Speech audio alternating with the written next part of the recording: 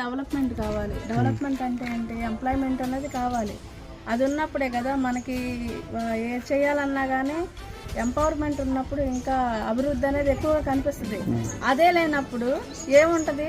ఏమీ ఉండదు. చదువుకున్న వాళ్ళు ఇంట్లో ఉండిపోతున్నారు. వాళ్ళందరూ ఒక నిరుద్యోగుల కంటే ఇంకా తక్కువే.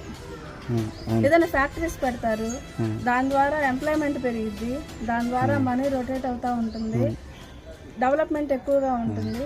అలా చేయాలి. ఎక్కడన్నా సమస్య ఉందంటే ఇమీడియట్గా రియాక్ట్ అయ్యే పర్సన్ ఉండాలి. సమస్య అట్లానే ఉండిపోతుంది. అది క్వశ్చన్ చేసే వాళ్ళు లేరు ప్రజెంట్. ఆ క్వశ్చనింగ్ అనేది ఏర్పడాలి అంటే క్వశ్చన్ చేసే విధంగా మనం చెప్పగలగాలి.